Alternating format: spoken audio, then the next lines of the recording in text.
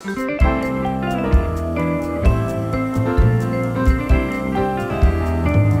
back to Read This Next with Laura and Nicole from the Thunder Bay Public Library. This week we are featuring everything Pride. Yay! Woohoo! Yes, Pride Month.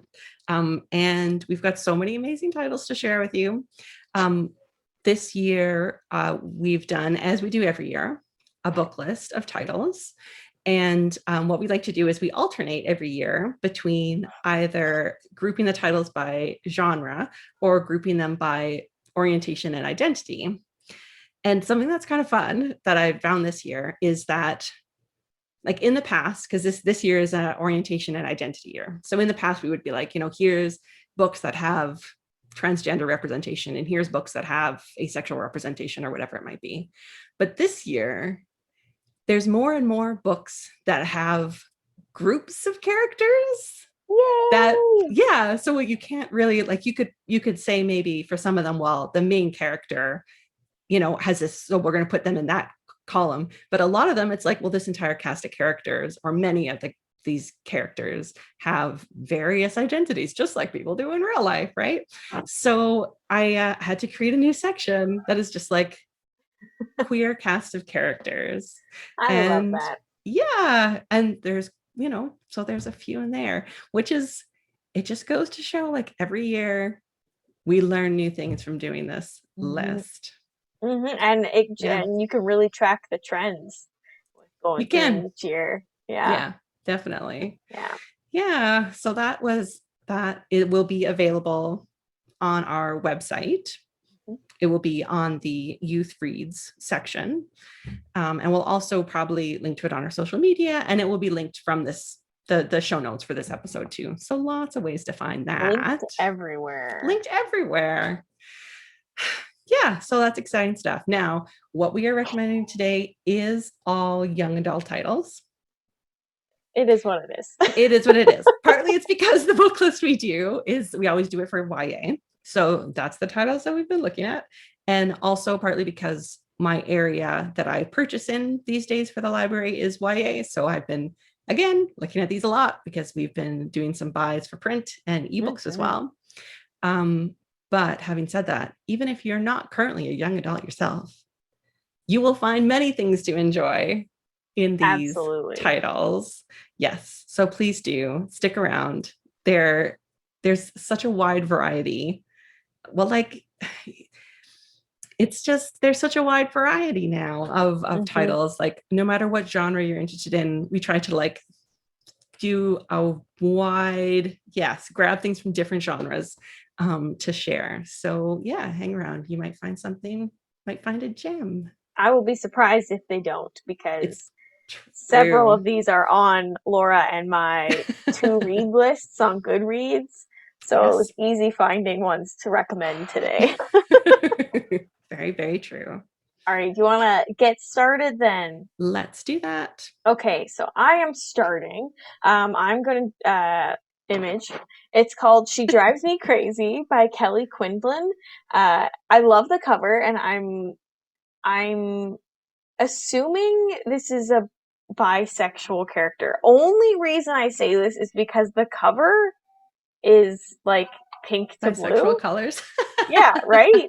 Yeah, a little bit. Yeah, but honestly, it's two women, I think, who are romance. Yes. It's described as a lesbian romance where I've seen it, but I mean, that's not to say one of them may have bisexual leanings, but this is primarily this story is about two women, teenagers. Why'd they use the bisexual colors? I mean, it's pretty. It is pretty. It is pretty. I'll give them that. Okay. Here's a description. High school nemesis fall in love in this queer YA rom-com, perfect for fans of Becky Abercrombie and Casey McQuiston. After losing spectacularly to her ex-girlfriend in their first game since their breakup, Scotty Zajac, gets into a fender bender with the worst possible person, her nemesis, the incredibly beautiful and incredibly mean Irene Abraham. Things only get worse when their nosy do-good moms get involved, and the girls are forced to carpool together until Irene's car gets out of the shop. Their bumpy start only gets bumpier the more time they spend together. But when an opportunity presents itself for Scotty to get back at her toxic ex and climb her school's social ladder at the same time, she bribes Irene into playing along. Hijinks, heartbreak, and gay fake dating schemes for the ages. From author Kelly Quinlan comes a new laugh out loud romp through the ups and downs of teen romance. Fake Yeah. dating. Fake dating, enemies to friends to more. Yay! Yeah. Yes. Sounds great. Sounds very I read as well something that this was like inspired by kind of 80s high school movies, Mm, that sort of vibe. Sounds like a love good those. time. Yeah. And also like people who like reading about sports, because like a Hmm. big driving part of this is the one main character's basketball player, and then the other one's a cheerleader, and the cheerleaders start coming to her basketball games. Sounds Oh, cute. it Yes. also sounds like if you liked To All the Boys I Love before, very similar Yes. vibe. Yes. That sounds like a good read alike. Hmm. Okay. Next one. Now for a totally different vibe. Very different vibe. You can tell just by the cover. Cover, Nicole will share with you. Very great. Check it out. Okay, so this is the first book in a series. I think it's a trilogy. Not sure, but it is a series. So it's called Crown Chasers. It's by Rebecca Coffindaffer. And it is a sort of like sci-fi space opera sort of thing. You can A tell based on the cover. Again, you can tell based on the cover. A deadly competition for the throne will determine more than just the fate of the empire. Oh, there we go. It's a duology in this Ah, duology opener. Alyssa Farshaw has spent her whole life trying to outrun her family legacy. Her mother sacrificed everything to bring peace to the quadrant, and her uncle has successfully ruled as emperor for decades. But the last thing Alyssa wants is to follow in their footsteps as the next in line for the throne. Why would she choose to be trapped in a palace when she could be having wild adventures, exploring 1,001 planets in her own ship? It's a good question. Why would you? yeah. But when Alyssa's uncle becomes gravely ill, his dying wish surprises the entire galaxy. Instead of naming her as his successor, he calls for a crown chase, the first in 7 centuries. Representatives from each of the Empire's prime families, including Alyssa, are thrown into a race to find the royal seal, which has been hidden somewhere in the Empire in space. Woo! The first to find it wins the throne. So she's, since she has a reputation and she's been known for obviously exploring, makes her the favorite to win the crown. And although she doesn't want to be empress, her duty to her uncle compels her to participate. But then when the chase turns deadly, it's clear that more than just the fate of the empire is at stake. She's on her most important quest yet, and only time will tell if she'll survive it. Wow, that one sounds really cool too. Right? I feel like this is a real fast pace, adventure driven Hmm. sci-fi. Clue Um, driven. Pardon me? Lots of clues, it sounds like. It's Yeah, there could be kind some of, mystery. I don't want to keep being like, it's like this book, but it sounds like Ready Player One. Like, it sounds like same kind of Yes. have to search for this hidden item to gain power over something big, which Ready Player One was amazing. I would love to see it in space. There you go. And representation wise, the main character in this book is pansexual. And then there's tons of other representation too. There's lesbian, gay, and non-binary. I don't know how. Nine bodies. That's what I thought Nine you were gonna bodies say.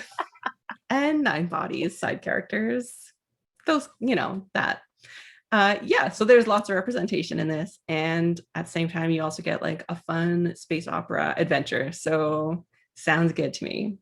Absolutely. That one sounds great. Okay, our next one.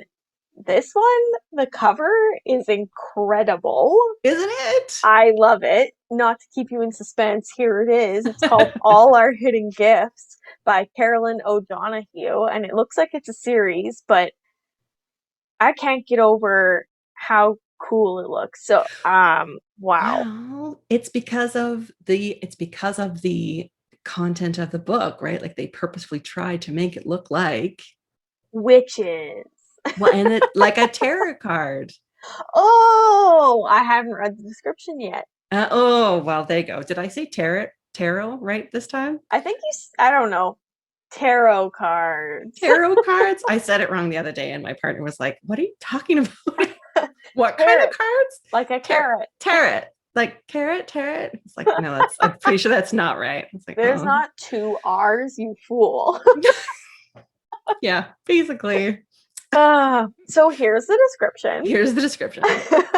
Maeve Maeve's start again. Maeve's strangely astute tarot readings make her the talk of the school until a classmate draws a chilling and unfamiliar card and then disappears.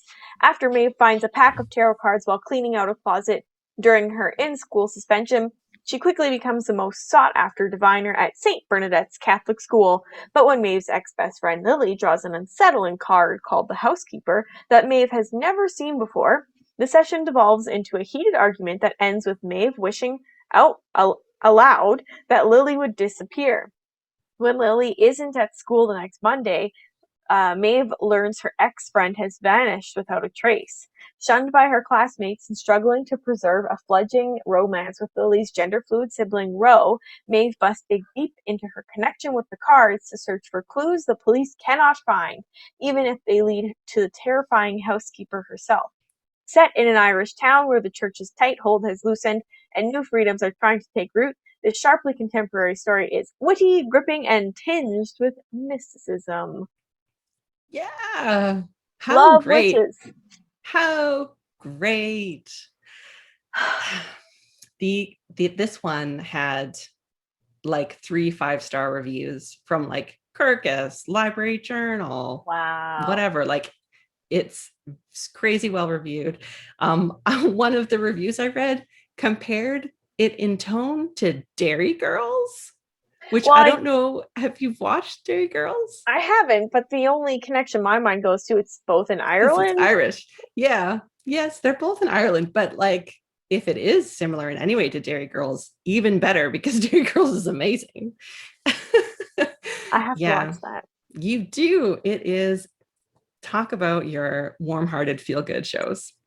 The one thing though is like, and this is not really related to the book, but like the characters in it are like in their 30s playing high schoolers, which is so Yes, strange to I know. know. But they Yeah, looked like they were in high school, but then you look at them again and you're like, oh, that's I like can pretty see much that. any show, Right. right? It's weird. Yeah. Yeah. Anyways, the book sounds amazing. I can't wait to read and find out. Like I'm curious how they got their tarot reading abilities. Is it like is is there a real character that took her friend away? Like I want to know. I need to solve the mysteries. Yeah. Yeah. Yeah. That sounds great. And I it's funny because it actually technically it is not released yet. It comes out on June 8th. Oh, very soon. Yes, very soon. So I was like, even though it's not actually out yet, I'm including it anyway because it sounds great and it will be available to put a hold on since we've purchased it. So you can still put a hold and then when it comes in that we would then you would get the notification and then you There can you read go. it. Check it out. Check it out. Okay, next one. Another one with a very nice cover. It is called Yesterday is History by Kosoko Jackson, a romantic, heartfelt, and whimsical novel about letting go of the past, figuring out what you want in your future, and staying in the moment before it passes you by. So when I first started reading the description of this, I was like, boy, there's a lot going on here. But again, this is one that I've read the reviews for, and they're very positive about how they like wrapped sort of different disparate elements together. So I have faith that Hmm. this author manages to keep everything in the air. So, okay, there's a few things going on. Weeks ago, Andre Cobb received a much needed liver transplant. He's ready for his life to finally begin until one night when he passes out and wakes up somewhere totally unexpected in 1969, where he connects with a magnetic boy named Michael. Yes. Ooh. And then, just as suddenly as he arrived, he slips back to present day Boston, where the family of his donor is waiting to explain that his new liver came with a side effect, the ability to time travel. I'm obsessed. Why? I Okay. feel like you could maybe tell him before it happens. Yeah. But I Like, guess I don't think that's a why would he downside. believe you though? Right. I guess you would have to wait till it had actually happened. Otherwise, you just be like, sure it does. This donor family is No, crazy, is what they're he would crazy. probably be thinking. Okay, and yeah, Yeah. seriously. Okay, so they've come to tell him about it, the ability to time travel, and they've tasked their youngest son, Blake, with teaching Andre how to use his unexpected new gift. Andre splits his time bouncing between the past and the future, between Michael and Blake. Michael is everything Andre wishes he could be, and Blake, still reeling from the death of his brother, Andre's donor, keeps them at arm's length despite their obvious attraction to each other. Torn between two boys, one in the past and one in the present, Andre has to figure out where he belongs, and more importantly, who he wants to be before the consequences of jumping in time catch up to him and change his future for good. Whoa. So we're also playing with like the past can affect the Timelines, future. apparently so. Like, talk about your love triangles. No kidding. Wow. This is also one of them that my brain would. We talked about this in our time travel episode, which if you haven't seen, go check it out. We'll be posting it on our podcast this summer while we are on a short break. We'll get to Yes. that later. But always messes with my brain because sometimes they don't address things that make me question other things. Right. And I'm curious how they'll handle this. As I always am. I mean, you can't, yes, if he inserts himself into 1969, like how does that affect what's happening? Yeah. Anyway, yeah. So, And and then does it, like he like not get the liver in the future if he messes up the timeline? Or sorry, was it a liver? yes, Yeah. yeah, Well, you know what I mean? I do. And it feels, like I've said, like it feels very complicated and almost like maybe kind of heavy, but then like the description has heartfelt and whimsical, Yeah. right? So it's actually somehow dealing with these like sort of complicated things and also still a light read. Good to So, know. I don't know how it's managed, but I I have faith. Thank goodness. Oh, and this next one of yours is appropriately very cute. Yeah. So we've talked about meet cutes before, and I think we talked about a book Yes. called Tweet Cute at one point, Mm-hmm. and this one is called The Meet Cute Diary, by Emery Lee. Okay. Noah Ramirez thinks he's an expert on romance. He has to be for his popular blog, The Meet Cute Diary, a collection of trans happily ever afters. There's just one Cute. problem. All the stories are fake. That's not good. No. What started as the fantasies of a trans boy afraid to step out of the closet has grown into a beacon of hope for trans readers across the globe. When a troll exposes the blog as fiction, Noah's world unravels. The only way to save the diary is to convince everyone that the stories are true, but he doesn't have any proof. Then Drew walks into Noah's life, and the pieces fall into place. Drew is willing to fake date Noah to save the diary. But when Noah's feelings grow beyond their stage romance, he realizes that dating in real life isn't quite the same thing as finding love on the page. In this charming novel by Emery Lee, Noah will have to choose between following his own rules for love or discovering that the most romantic endings are the ones that go off script. Yeah. Again, sounds adorable. Sounds adorable. And something that I think it's a trend in like YA books in general right now, but that I noticed specifically in several of these queer books is talking about how social media influences their lives. Like Mm-hmm. this one, he has a popular blog, and then there's another one about a girl who's an influencer with her girlfriend, and then after they break up, she wants to start dating a guy because she's actually bisexual, but all of her followers were like, "So you're a fake lesbian? What's this?" And it's anyway, sounds really interesting. I'll put the title of that. I think it's called Follow Your Arrow by Jessica Verdi. I But I did will see put it that title when I was looking around earlier. Okay. So I'll put it in the show notes. But so, and there's other ones too. I think that's interesting that people are finding ways to like actually incorporate how important social media actually is in many teens' Mm-hmm. lives, but in ways that don't feel like it doesn't feel like just shoved in there. It feels more natural. It's actually part of the story, just like how it often is a part of people's lives. It's interesting when you think about how many shows and TV and movies just don't include social media. Yeah. And you're like, this is what people do. That when Yeah. I'm sitting with my friends, sometimes I'll be texting my mom. Like, how Yeah. come people don't text their mom on Brooklyn Nine-Nine? What's up with that? Yeah. I think like it's hard to make it cinematic, right? And then what do do you put it on the screen or do you not? Oh, And Booksmart's a good example of how to use social media in a movie or TV see, when people do it right, it's very noticeable because so often people either skip it or do it wrong. show. Yeah, but yeah, Meet Cute Diary. Meet Sounds Cute great. Diary. Okay. Last one in this section is called I almost said it was called the Henna Wars Lesbians, but that's not what it's called. It's called the Henna Wars. And then I had the word lesbians as a note for me to remember. Yeah. And It's so about lesbians. it's about lesbians. Okay, so the book itself is by Adiba Jagradar, and it's another rom-com. Okay, so when Nishat comes out to her parents, they say she can be anyone she wants as long as she isn't herself, because Muslim girls aren't lesbians. Nishat doesn't want to hide who she is, but she also doesn't want to lose her relationship with her family. And her life only gets harder once a childhood friend walks back into her life.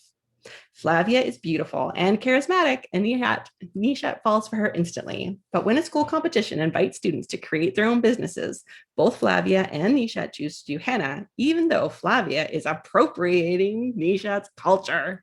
Ooh. Amidst sabotage and school stress, their lives get more tangled, but Nishat can't quite get rid of her crush on Flavia and realizes there might be more to her than she realized. Aww. Yeah. So Covers a this lot of family dynamics in this it one. really does, and interesting cultural dynamics. Like my my understanding is that the one character, the Flavia, who she's like charging with appropriating the culture, is actually like biracial, does have, so it's like Mm, how much do you have to be a part of this culture before it's okay, who gets to decide that, so I think some yeah. interesting questions in there, like tucked into this like cute little rom-com. Yay. That sounds cute. It does. And do we want to go right into our Rex now then? Sure. Do You you want want to do me to? yours first and then I'll do Sure. mine? Okay. All right. Okay. So this is Bruised by Tanya Boteju. So it's roller derby, if you can't tell by the cover, which I'm obsessed with. Okay.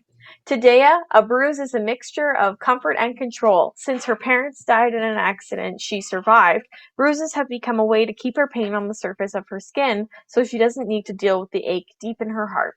So when chance and circumstance brings her to a roller derby bout, Dea is hooked. Yes, the rules are confusing, and the sport seems to require some kind of teamwork and human interaction that Dea generally avoids, but the opportunities to bruise are countless, and Dea realizes that if she's going to keep her emotional pain at bay, she'll need all the opportunities she can get.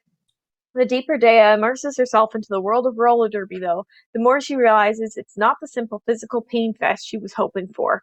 Her rough and tumble teammates and their fans push her limits in ways she never imagined, bringing Dea to truths about love, loss, strength, and healing. Now, haven't read this one, I don't know what the representation is, but this one has been on my list for like forever, and I want to read it really bad because if you don't know, we have a roller derby team in Thunder Bay, Yes. and they're very good. I did roller derby for like a hot second, and then life got in the way, and Sure. it's the most fun, supporting, and like empowering sport I've ever done. And I'm really curious how they'll portray it in a book because, like, that's when you're going through life stuff, your teammates will be there for you. And I just love it. I would love to see. I'm also curious how old they are because Yeah, doesn't really say. you have to be at least 18 to compete in roller derby, but there are junior leagues. So imagine if Right. we had a school league. That'd be cool. I, I like that it's not the simple physical pain fest she was hoping for. Like, I mean, if it was, like, I don't know how you'd find an entire team of people who are that's what they're interested in. Ugh. Right? Yeah, Yeah. But sounds good. it does. It sounds Yeah. like a really good read, and I girl sports. You know how few times we get girl sports books? This will be one of them. We See, had this one is, earlier. Now we have this yeah. one. We're doing some good girl sports books. Girl sports. Mhm. Love it. Okay. My rec is one that I am like 3/4 of the way through. I was up till about 1 o'clock last night reading it. Whoa. Yeah. So shouldn't have been doing that, but maybe tells you how you know, what's the word I'm looking, Captivating. engrossing, captivating the book Mm. is. Okay. So it's called Surrender Your Sons, and it's by Adam Sass. And something that is really interesting that I don't think I've come across before is the author basically opens the whole book with what is in practice a trigger warning. Oh, Yeah, wow. because like, and he says like this is a book that's about queer pain. You know, it's not only about queer pain, and there's lots of humor and there's lots of other, parts of it, but basically just like a heads up, this is what it's about, and if that's not something that you can handle right now, then this isn't the book for you to be reading. That's really And good. it's really interesting, and it's quite like detailed, even like he gives some specific examples of things. And like I feel like you'd get a general idea of that just from reading the description of the book, but seems like a nice, particularly thoughtful thing to put at the front of your book, Yeah, and if you especially. no, you go. Oh, well, so like especially when it is about something that we've talked a lot about, moving away from just depictions of queer pain Hmm. in LGBTQ books, like looking for more that is about like things that are just happening in your life and you happen to be gay. And this book is different in that it is explicitly about the things that happen because you are, it's not, Yeah, and it's because of. So kind of giving people a heads up that if that's not what if that's not going to work for them, then this is not the book. that's um, perfect. yeah. Anyway, having said all that, this book is like a thriller. Yes. Yeah, like suspenseful, definitely suspenseful thriller. And it's about like one of those terrible and banned in most places now, conversion therapy camps. Hmm. Um, so our main character is gay, came out to his single mother at the urging of his boyfriend, even though he was saying to his boyfriend, like, my family's not like your family, and my mother's not like your mother, and it's not gonna this isn't gonna go the way that I went with your family. But her boyfriend's like, no. His boyfriend's like, it'll be better, you'll feel so free and everything. And so he did it. He came out to his mom, and like he was right, this was not good for his home life. Like it was very negative. And then even more negative, the end result, his mother ships him off this camp, right? So like seriously, real negative repercussions. And it ends up in a way, it becomes one of my like closed cast stories. How you like Because it. yeah, so they're on an island, right? So there's like our main character and then other kind of young people and teenagers who are also there, and they all have, they all have the same thing wrong with them. They're all either, gay or gender nonconforming or whatever it is. And our main character first kind of thinks, oh, well, maybe I'll just, fake it, basically go along with it, and then they'll let me leave after a week. That's the promise, right? If you make this breakthrough, then you can leave after a week. But he Hmm. comes to realize, like, no, nobody's leaving after a week. Like there's no breakthrough that I can get through. This is basically like long-term torture, and the parents are paying for it, right? So they're making lots of money. Hmm. um and so then instead he decides, no, what I'm going to do is get everyone else out of here, and we're going to expose this place. And as far as I've made it, that's what they're trying to do. We'll see how it turns out. They're on a jungle, like they're on an island in Costa Rica. Where were they from? Just random places in the States, Amazing. because you can't, like, it would be difficult legally to run someplace this brutal Yeah. in the US. So, take it offshore. I can't imagine A, being sent to some place like that, but then it also being in another country, that would just add another Right. layer of how And the hell like, do I get home? yes. And the like betrayal from your family for being the ones who signed you up for it. Mm-hmm. So this author is very correct. It's heavy. There's a lot, like a lot of emotional things happening. But it also is, there's also that there are certainly like humorous bits. And then there's this main character who just, the resilience that he shows and the way he's able to kind of rally the other young people Mm-hmm. is very inspiring and endearing. And yeah, so, you could just read it as kind of this is an adventure, suspenseful adventure this character's going through. And I think you can also read it for like a lot about, being true to yourself and doing what's right for you. And even though like it's very explicitly set in the present day, and so like the main character is even saying like, oh, like there's all these it gets better videos and stuff, but stuff still feels kind of crummy for me. Like Mm-hmm. hanging out here and on like outskirts of Chicago in this rural town. So I think sometimes it's good to have that kind of voice represented as well in this literature, right? Like there's not it isn't always going to be great for everybody. um yeah, so, and tons of representation, different kinds of identities and orientations, all at this camp, all facing the same sort of pressure on who they are, and they're fighting back. Wow. Yeah, That sounds so thrilling. it is. Thrilling. Yeah, good one. Especially to have Good that one. much heaviness and also just like manage to keep the pace going to keep Yeah, you that engaged is it sounds like it's a good read. I'm curious to know what you yeah. think of it once you finish it. Yeah, I didn't even, there's also this whole other mystery that I didn't even get into. Like, there's like lots of pieces.